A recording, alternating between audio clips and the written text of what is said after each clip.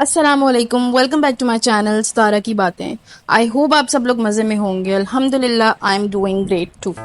Well it's been a while and آج میں ایک منفرد ٹاپک لے کر آئی ہوں، a bit of different and maybe جس کو ہم یوزولی ڈسکس نہیں کرتے ہیں. کیا ہم نے اپنی سوسائٹی میں نظر گھما کر دیکھا ہے کہ چل کیا رہا ہے یہاں پہ؟ ود گروئنگ ٹائم لوگوں کے اندر شعور آ رہا ہے. Are you sure? کیا ہم ان ڈراسٹکلی انارمس چینجز کو شعور کہہ رہے ہیں؟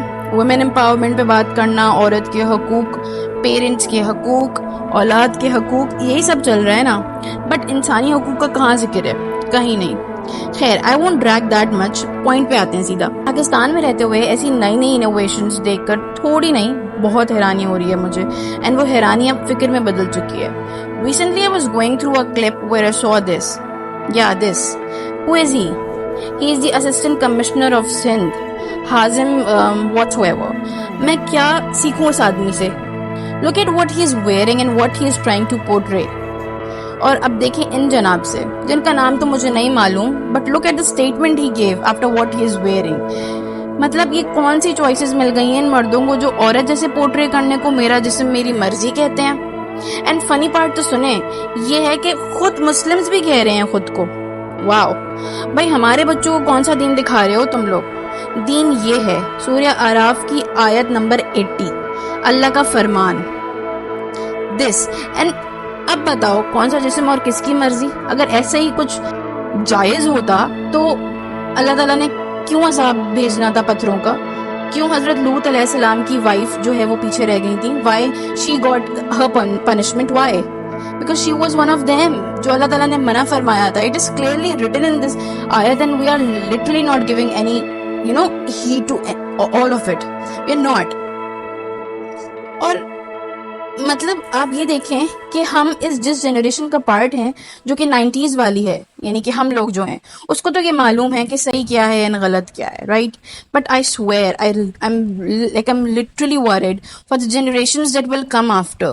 وہ یہی سب دیکھ کر گرو کریں گی. ہمارے آنے والی جو اولادیں ہیں ان کو تو نہیں پتا نا، وہ تو سب یہی سب چیزیں چلتے ہوئے جو دیکھیں گی اسی کو دیکھیں گی نا، اسی کو دیکھتے ہوئے بڑے ہوئیں گی.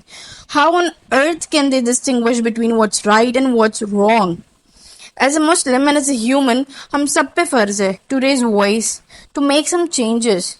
بھائی کس نے الاؤ کر دیا ان کو یہ گناہ عوامی کرنے کے لیے؟ کس نے؟ اتنا ہی ضروری ہے عورت بننا آپ کے لیے تو چار دیواری میں چھپ کر بنو بھائی. Why coming in front of all of us? Can you imagine what a huge setup this is? ہمیں اندازہ ہی نہیں ہے مسلمانوں کی نسل نہ بڑھے اس لیے یہ اسٹریٹجی کیسے فٹ بیٹھتی ہے.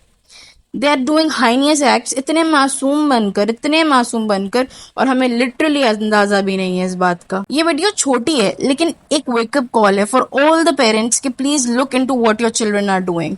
Try to keep them close towards positivity and دین کی باتیں ان کے ہی سامنے کریں تاکہ وہ سیکھیں. کیونکہ آخر ہوگا کیا؟ ہمارا رب ہم سے ہی سوال کرے گا.